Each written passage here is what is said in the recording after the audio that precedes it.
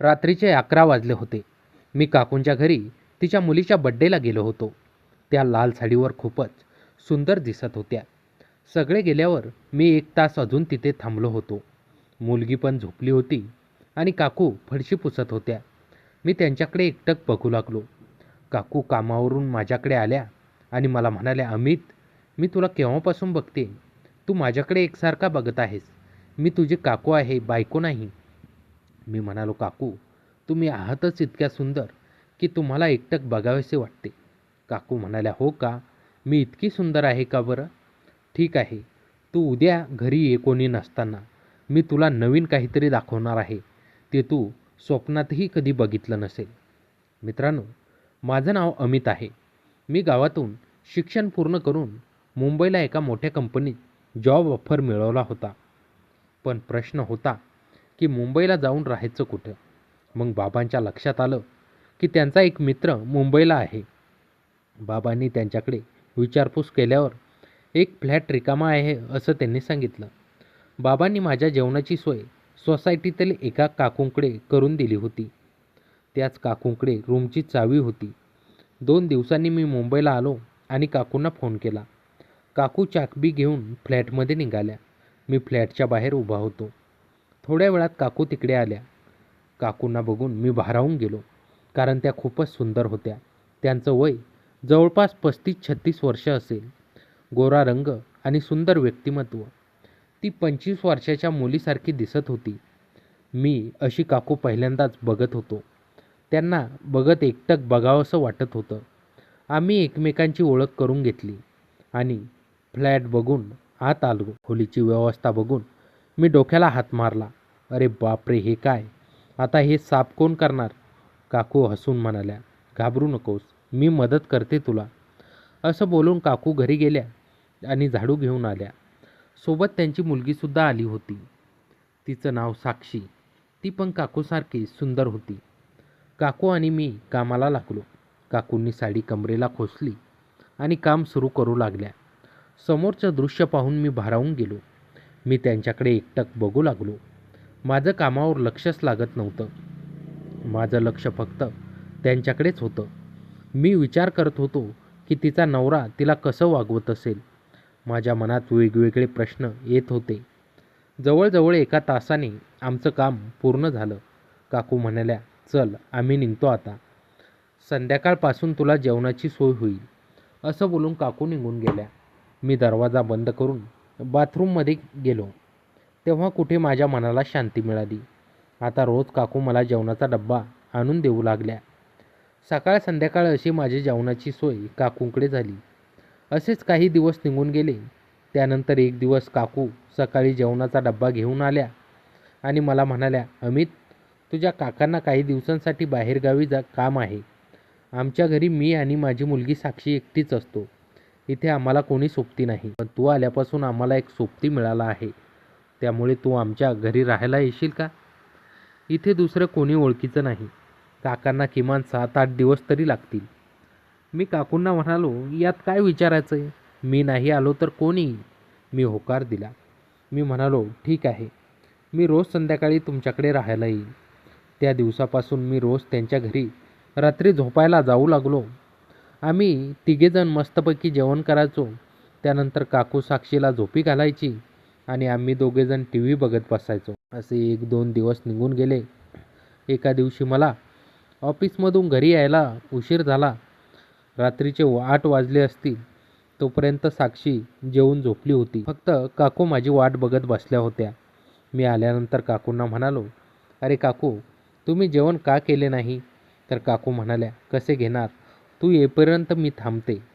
चल आता आपण दोघे जेवण करू." त्यानंतर मी लगेच बाथरूममध्ये जाऊन फ्रेश होऊन जेवायला बाहेर आलो. काकूंनी मस्तपैकी टेबलावर जेवण वाढून ठेवले होते. आम्ही दोघांनी मस्तपैकी जेवायला सुरुवात केली. गप्पा मारत मारत आमचे जेवण झाले. त्यानंतर काकूंनी भांडे घासून घेतले. तोपर्यंत मी हॉलमध्ये जाऊन बसलो आणि TV बघू लागलो.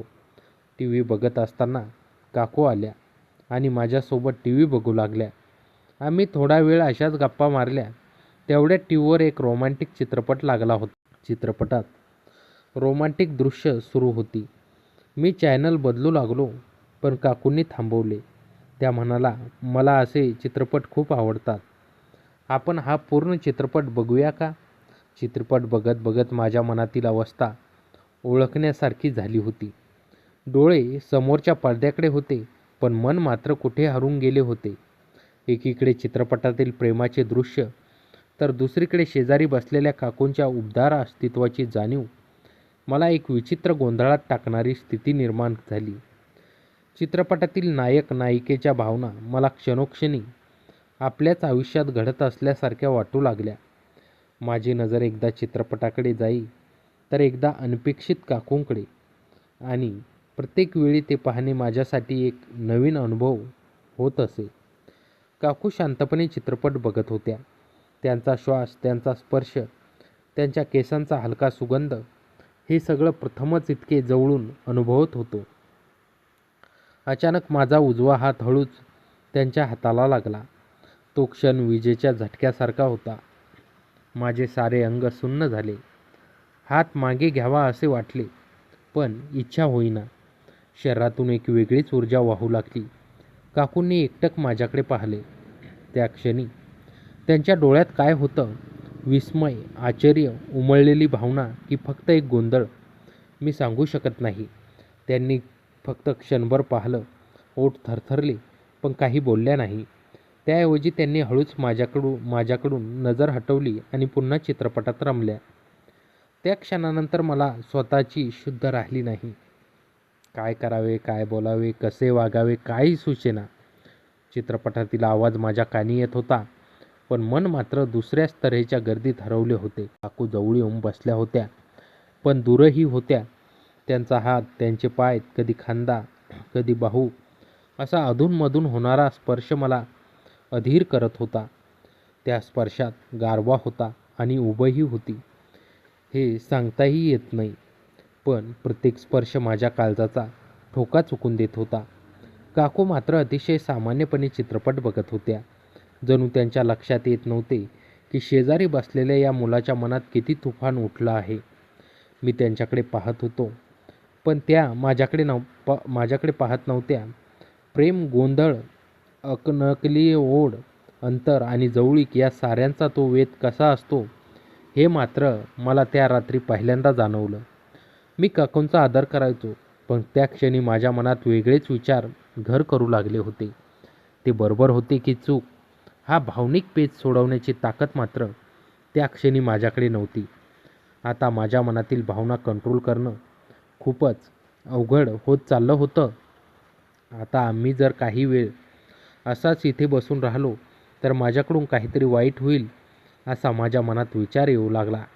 त्यामुळे मी काकूला म्हणालो, काकू, मला खूपच झोप येत आहे आणि मला झोपायला जायचं आहे.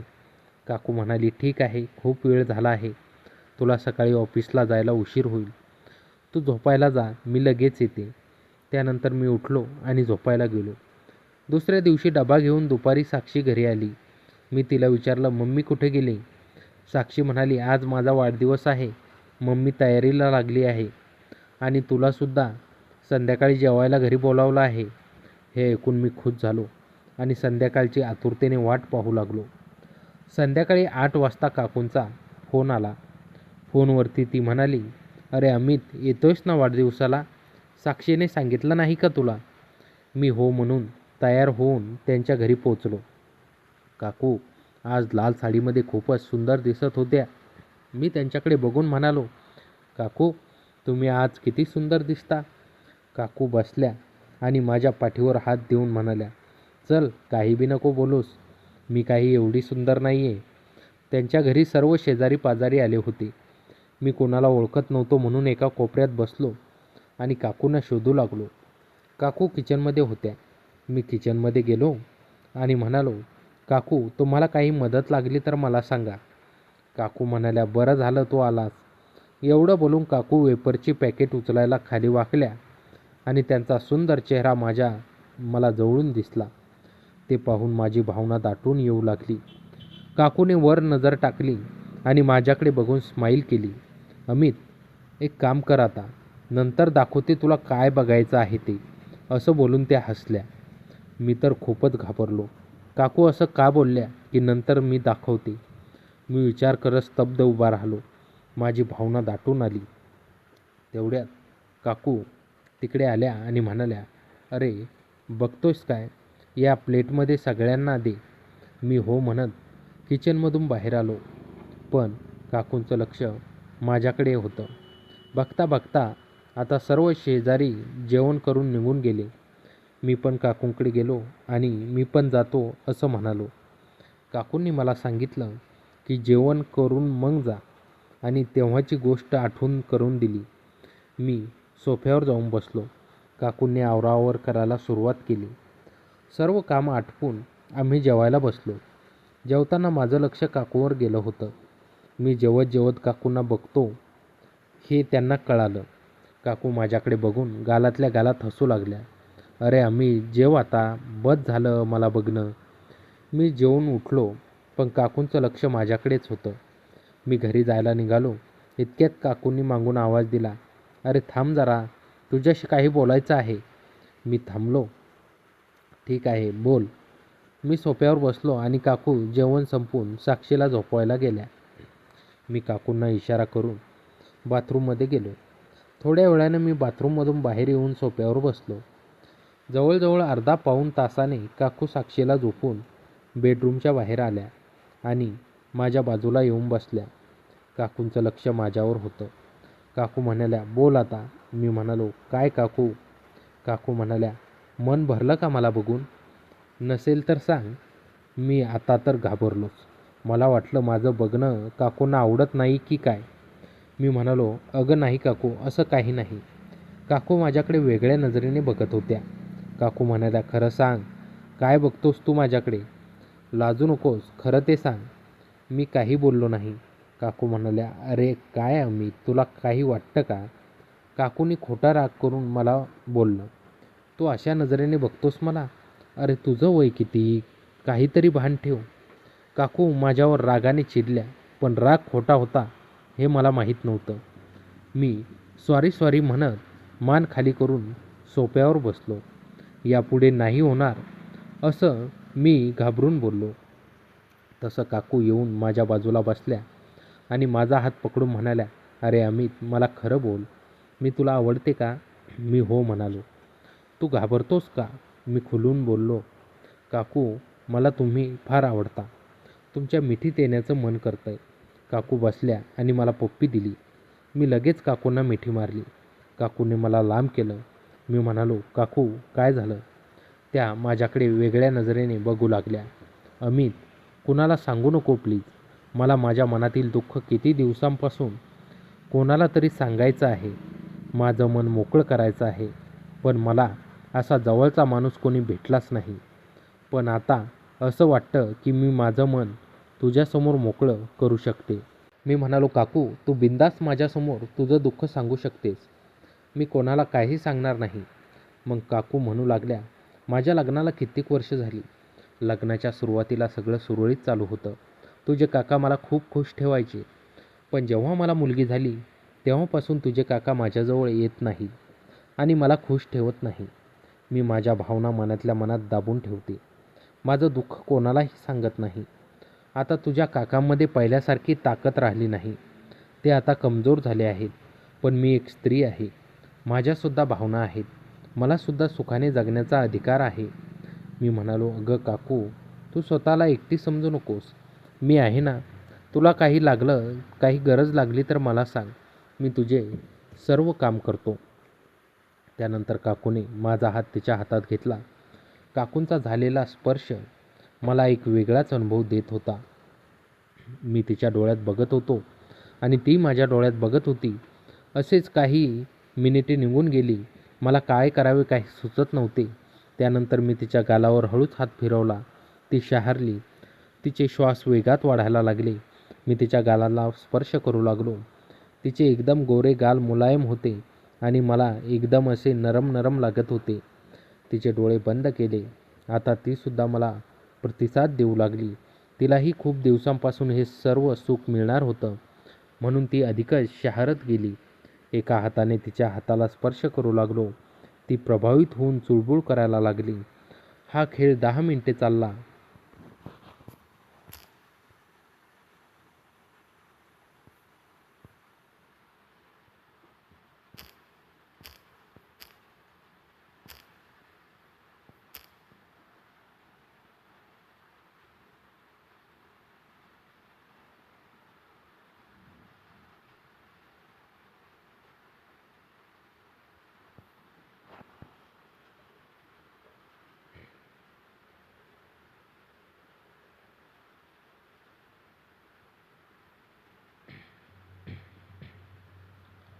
काकू माझ्या डोळ्यांमध्ये बघून मला म्हणू लागली, अमित, तुझी कुणी गर्लफ्रेंड आहे का?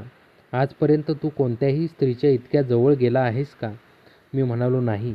आजपर्यंत मी कोणत्याही स्त्रीच्या इतक्या जवळ गेलो नाही आणि मला आजपर्यंत कोणतीही गर्लफ्रेंड नाही. आज तुम्ही आयुष्यात पहिल्यांदा माझ्या इतक्या जवळ आल्या. आता काकू एकदम प्रभावित झाल्या होत्या. मी जे काही बोलेल ते काकू करायला तयार होत्या. पण मी काकूंना सुंदर वेळेचा अनुभव देण्याच्या आधीच घराची कडी वाजवली आणि आम्ही दोघं घाबरलो. मी काकूंना विचारलं, आता कोण असेल? काकू दचकून म्हणाल्या, काका असतील. चल उठ आणि तयार हो. काकू तयार होऊन दरवाजा उघडला. बघतो तर दरवाजाबाहेर काका उभे होते. मी तर खूपच घाबरलो. काकूने सांगितलं होतं की काका 7-8 दिवस तर येणार नाही, पण आता कसं काय आले? काका म्हणाले, अरे अमित, तू इथे काय करत आहेस? मी म्हणालो, अरे काका, साक्षीचा वाढदिवस होता ना, म्हणून मदत करायला आलो होतो. काकूने मला जेवायलाही घरी बोलावलं होतं. काका म्हणाले, छान छान. जेवलास का तू? मी म्हणालो, हो काका, जेवलो आणि तोंड गोड केलं. काका म्हणाले, म्हणजे? मी म्हणालो, तोंड गोड म्हणजे केक खाल्ला. एवढं बोलून मी काकूकडे बघितलं आणि हलकी स्माईल देऊन डोळा मारला. काकूंना घाम फुटला होता. मी काकांना बोललो, काका चला मी येतो. एवढं बोलून मी दरवाजाच्या पुढे उभा राहून काकूंकडे बघितलं. काकूंनी इशारा केला, तू चल पुढे, मी कॉल करते. हे ऐकून माझ्या जीवात जीव आला. मी माझ्या घरी गेलो. माझी भावना दाटून आली होती. मी काय करू काय नको हे मला कळेना. मी घराचा दरवाजा उघडाच ठेवला होता. काकू लगेच येतील या आशेने. जवळजवळ अर्धा पाऊण तास झाला काकू येत नव्हत्या. मी दरवाजा बंद केला आणि सोफ्यावर बसून विचार करू लागलो. माझी अवस्था खूपच बिकट चालली होती आणि काकू तिकडे काकांना जेवण वाढत होत्या. मला आता राहवत नव्हतं. मी काकूंना फोन केला. त्यांनी माझा फोन कट करून सायलेंटवर केला. मी आता नाराज झालो. मला वाटलं काकूंना भेटण्याचा प्लॅन कॅन्सल झाला. तिकडे काकूंची अवस्था बिकट झाली होती. काकूंना पुन्हा काही करून मला भेटायचं होतं. काकूंना टेबलावर पडलेला केकचा डबा दिसला. काकू मनातून खुश झाल्या आणि बोलल्या, अरे बापरे, हा वेडा डबा इथे सोडून गेला. काकू म्हणाल्या, अहो मी अमितला डबा देऊन येते. काकू भरभरून चप्पल घालून माझ्या घरी आल्या. मी त्यांची वाट बघत सोफ्यावर बसून काकूंच्या आठवणीत बसलो होतो. इतक्यात काकूंनी दरवाजा वाजवला. मला माहीत होतं काकू असतील. मी तसा दरवाजा उघडला. काकूंना बघून माझ्या मनात एक वेगळा प्रभाव आला. काकूंनी आत येऊन दरवाजा बंद केला. माझी अवस्था बघून काकू एकदम प्रभावी झाल्या. मग मी काकूंना बघून पप्पी द्यायला लागलो. तेवढ्यात काकूने मला बाजूला केलं. काकू म्हणाल्या, अमित थांब जरा, धीर धर. यांना झोपून मी तुझ्या घरी येते. तोपर्यंत जागा राहा आणि दरवाजा उघडा ठेव. मी म्हणालो, अगं पण आता मी काय करू? त्या म्हणाल्या, मी येते. एवढं बोलून काकू निघून गेल्या. घरी गेल्यावर काकू म्हणाल्या, हो तुम्हाला जेवायला वाढू का हो? काका म्हणाले, हो लवकर वाढ. काकू किचनमध्ये जाऊन काकांना ताट भरून जेवण वाढून आल्या. काका जेवायला बसले. काकू काकांना बोलल्या, अहो तुम्ही जेवा, मी फ्रेश होऊन येते. काकांचं जेवण झालं होतं. काकांना एक घाणेरडी सवय होती, जेवण सिगरेट ओढायची. काका बाल्कनीत उभे राहून सिगरेट ओढत होते. काकूने हे बघून बेडरूममध्ये गेल्या आणि दरवाजा आतून बंद केला. साक्षी झोपली होती. काकू आरशासमोर उभ्या होत्या. आज अमित वेडा होणार आणि माझी पण इच्छा पूर्ण होईल असं बोलून काकू हसल्या आणि लाजल्या. कारण 10-12 वर्षांनी काकांनी काकूला सुंदर अनुभव दिला नव्हता. थोड्या वेळाने काका आले आणि झोपले. काकू वाट बघू लागल्या. काका झोपले की 25 मिनिटांनी घोरू लागले. काकूंना वाटलं आता रस्ता मोकळा झाला. काकू हळूच उठून बाहेर जाताच काकांचा फोन वाजला. काकूंनी कपाळाला हात मारला आणि खाटेवर झोपल्या. काकांचा डोळा उघडला. काकांनी फोन उचलला. ते झटकन उठून बसले. काकू घाबरल्या. काकू म्हणाल्या, काय झालं हो? काका म्हणाले, काही नाही, मित्राचा ॲक्सिडेंट झाला. काकू म्हणाल्या, असं कसं? काका म्हणाले, काही नाही, पिऊन गाडी चालवत असतील. मी जाऊन येतो हॉस्पिटलमध्ये, तू झोप आणि हो दरवाजा लावून घे, मी सकाळी परत येईन. हे ऐकून काकू खुश झाल्या. काकूने काकांचे कपडे काढून दिले. काका कपडे काढून निघाले. आता काकूंना रान मोकळं झालं होतं. काकू फोन घेऊन बाल्कनीत आल्या. काकांना सोसायटीच्या बाहेर जाताच काकूने मला कॉल केला. अमित, घरी ये लवकर आणि हो, तुझं घर लावून ये. हे ऐकून मी लगेच घर बंद करून काकूंकडे आलो. काकूने दरवाजा उघडाच ठेवला होता. मी लगेच आत शिरलो आणि काकूंनी मिठी मारली. काकू म्हणाली, अरे हो, आधी साक्षी झोपली का बघून येते. तू बस, मी येते. काकू बेडरूममध्ये गेल्या. साक्षीला झोपलेले बघून काकूंनी दरवाजा बाहेरून बंद केला आणि माझ्या बाजूला येऊन बसल्या. मला आता काय करू आणि काय नको असं झालं होतं. काकूने मला मिठी मारली आणि पप्पी द्यायला लागल्या. अर्धा पाऊण तास आम्ही हेच करत राहिलो. काकू उठल्या आणि बोलल्या, तुझ्यासाठी एक सरप्राईज आहे. मी म्हणालो, आता काय? तितक्यात दरवाजा वाजल्याचा आवाज आला. काकू म्हणाली, बहुतेक साक्षी झोपेतून जागी झाली असेल. काकूने दरवाजा उघडला आणि मी खोलीत लपून बसलो. कारण साक्षीने जर मला इथे पाहिले तर तिने काकांना सांगितले तर माझे काही खरं नाही. साक्षीला तहान लागली होती. काकू तिला घेऊन किचनमध्ये गेली आणि साक्षीला पाणी पाजले व तिला तिच्या रूममध्ये झोपी घालून परत आली. तोपर्यंत मी काकूची वाट पाहत होतो. त्यानंतर काकूने रूमचा दरवाजा आतून हळुवारपणे लावला. त्या आवाजाने संपूर्ण खोलीत एक वेगळी शांतता पसरली. मंद प्रकाशात फक्त दीपकची ज्योत डोलत होती. त्या माझ्या शेजारी येऊन बसल्या. त्यांच्या चेहऱ्यावर एक नवीनच चमक होती. जणू काही चांदणं उतरलं होतं त्यांच्या त्वचेवर. ती चमक मी आयुष्यात कधीच पाहिली नव्हती. हळुवार हाताने काकूने आपले केस मोकळे केले. त्या काळसर रेशमी केसांतून उठणारा सुगंध हवेत मिसळला. तो जणू मोगरा, जाई आणि एखाद्या अनोळखी फुलांचा मिलाप होता. तो सुगंध माझ्या इंद्रियावर छावला. माझे मन वेडावून गेले. मग काकूने माझा हात हातात घेतला. त्यांच्या बोटांचा हलका स्पर्श जाणवताच माझ्या अंगातून विजेची लहर गेल्यासारखं झालं आणि अंगावर रोमांच उठले. तो स्पर्श म्हणजे कोमल स्पंदन होतं, जणू कोणी वीणा छेडली होती. काकूने आपला एक हात माझ्या हातावर ठेवला. त्यांच्या हातच्या तळव्याची ऊब माझ्या त्वचेवर उतरत होती. माझे डोळे आपोआप मिटले. मनात नको असलेल्या सगळ्या विचारांची विश्रांती घेतली. फक्त तो क्षण होता. फक्त ती स्पर्शाची ओढ होती. माझ्या मनात आता एक नवी भावना उठत होती. ती भीती आणि आकर्षणाच्या मिलाफाची. मी स्वतःवरचा ताबा हरवून लागलो होतो. माझ्या हाताने हळुवारपणे मी त्यांची हनुवटी धरली. त्यांचे डोळे माझ्या डोळ्यात रुतले. त्यांच्या डोळ्यात काहीतरी विचारण्याची, देण्याची, बेफाम होण्याची भाषा होती. मी हळूच माझे ओठ काकूंच्या गालावर टेकवले. तो स्पर्श अगदी अलवार फुलपाखराच्या पंखासारखा होता. त्यांनी श्वास रोखला. त्या क्षणभर थिजून गेल्या. मग त्यांचे संपूर्ण शरीर हलकेच थरथरले, जणू एखाद्या प्रेमगीताची पहिली सुरेल सरगम. त्यांनी डोळे मिटले आणि त्यांच्या ओठावर एक अलवार, हलकी, ओलावलेली हास्यरेषा खेळू लागली. त्या स्पर्शाने वेळ थबकली. खोलीत फक्त 2 श्वासांची साथ घुमत होती, एकमेकात गुंतलेली, एकमेकांसाठी तळमळणारी. त्यानंतर मी आणि काकू एका सुखाच्या सागरात बुडून गेलो. काही वेळानंतर काकूच्या चेहऱ्यावर अनामिक सुख आणि आनंद झळकत होता. ती शांत होऊन स्मित करत होती. तिने माझ्या केसांतून प्रेमाने हात फिरवला आणि म्हणाली, खरंच अमित, आज मला तू जीवनातील अप्रतिम सुख दिलं आहेस. असं सुख आणि समाधान मला आजपर्यंत मिळालं नाही. मी आनंदाने खुश होत म्हणालो, तुमच्यासारखी सुंदर काकू मिळाल्यावर मलाही आता कसलीही खंत नाही. आज मला माझ्या भावना मोकळ्या करून मला खूप आनंद झाला. खरंच तुमच्यासारखी काकू असणं म्हणजे खूप भाग्य लागतं. खरंच काकू, मी खूप भाग्यवान आहे की मला तुमच्यासारखी काकू मिळाली. मित्रांनो, त्या रात्री काकूसोबत घालवलेला त्या सुंदर वेळाचा अनुभव माझ्या मनात कायमचा कोरला गेला. त्या रात्रीच्या सुखाच्या सागरात आम्ही दोघे इतके बुडून गेलो होतो की काळाचे आणि जगाचे भान फार सुटले होते. काकूंच्या चेहऱ्यावरचे ते समाधान आणि माझ्या मनातील ती अद्भुत भावना घेऊनच पहाटच्या सुमारास मी हळूच फ्लॅटवर परतलो. थकल्यामुळे बेडवर पडल्या पडल्या मला कधी डोळा लागला ते कळलंच नाही. सकाळी 9 वाजता अलार्मच्या आवाजाने मला जाग आली. डोळे उघडताच रात्रीचे प्रसंग माझ्या डोळ्यासमोरून एखाद्या चित्रपटासारखे सरकू लागले. मी आरशात पाहिलं. माझ्या चेहऱ्यावर एक वेगळेच हास्य होते.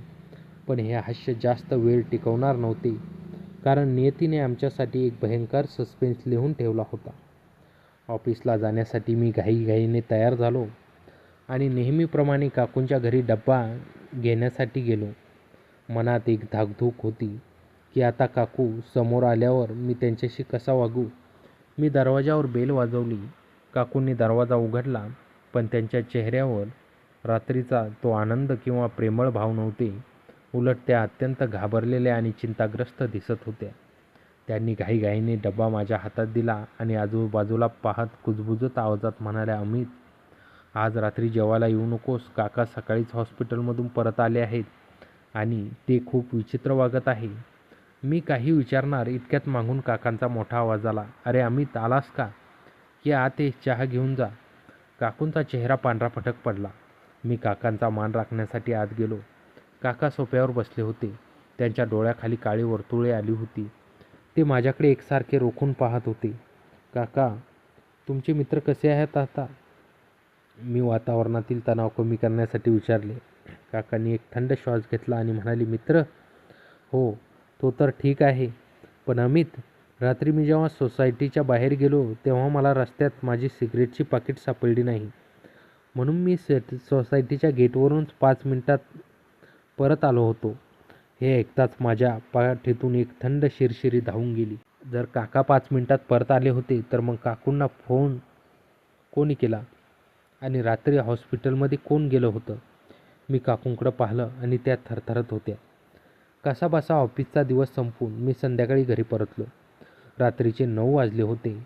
काकूंनी जेवायला येण्यास नकार दिला असल्यामुळे मी माझ्या खोलीतच मॅगी बनवून खात होतो. अचानक माझ्या दरवाजावर कोणाची तरी थाप ऐकू आली. मी दरवाजा उघडला तर समोर काकूंची मुलगी साक्षी उभी होती. तिच्या हातात एक जुनी डायरी होती आणि तिचे डोळे रडून लाल झाले होते. साक्षी, तू इथे यावेळी काय झालं? मी विचारले. ती आत आली आणि तिने मागून दरवाजा घट्ट बंद केला. ती रडत रडत म्हणाली, अमित भैया, मला वाचव. मम्मी आणि पप्पा ते जे दाखवतायत ते नाही आहेत. मला खूप भीती वाटते. मी तिला शांत केलं आणि पाणी दिलं. तिने तिच्या हातातली ती डायरी माझ्याकडे सरकवली. ती म्हणाली, काल माझा वाढदिवस नव्हताच. माझा वाढदिवस 2 महिन्यापूर्वी होऊन गेला. मम्मीने तुला खोटं बोलून घरी बोलावलं होतं. माझं डोकं सुन्न झालं. काल वाढदिवस नव्हता, मग तो सगळा केक, ते शेजारी, ते कोण होतं? मी ती डायरी उघडून वाचू लागलो. ती डायरी काकांची नव्हती, ती काकूंची होती. त्यात जी लिहिलं होतं ते पाहून माझ्या अंगावर काटा आला. डायरीमध्ये लिहिलं होतं, नवा बळी मिळाला आहे. अमित नावाचा मुलगा बाबांच्या ओळखीने आला आहे. तो खूप भोळा आहे. त्याला आपल्या जाळ्यात ओढणं सोपं आहे. मागच्या वेळच्या मुलासारखी चूक यावेळी व्हायला नको. काकांना लवकर या फ्लॅटचा ताबा मिळवावा लागेल. माझ्या हातातून डायरी खाली पडली. म्हणजे काकूंचे माझ्यावरचे ते प्रेम, तो स्पर्श, ते सर्व एक नाटक होतं. मला एका मोठ्या षडयंत्रात अडकवले जात होतं. साक्षी म्हणाली, अमित भैया, पापा रात्री कुठेच गेले नव्हते. ते काल रात्रीपासून घराच्या त्या बंद बेडरूममध्ये आहेत, जी खोली नेहमी कुलूपबंद असते. मम्मी रात्री तुझ्याकडे आली तेव्हा पापा घरातच त्या खोलीत कोणाशी तरी बोलत होते. आता सस्पेन्सचा थरार पराकोटीला पोहोचला होता. जर काका घरातच होते तर मग काकूंनी मला घरात का घेतले? आणि त्यांनी जे काही केलं ते काकांच्या संमतीने चालले होते का? मला काहीतरी मोठा धोका आहे हे समजलं. मी साक्षीला माझ्या खोलीतच थांबायला सांगितलं आणि स्वतः काकूंच्या घराकडे निघालो. रात्रीचे 11:30 वाजले होते. काकूंच्या घराचा मुख्य दरवाजा नेहमीसारखा उघडाच होता. जणू कोणीतरी माझी वाट पाहत होते. मी डबा धरत आत गेलो. घरात संपूर्ण अंधार होता. फक्त त्या नेहमी बंद असणाऱ्या बेडरूमच्या फटीतून प्रकाशाचा एक लहान किरण बाहेर येत होता.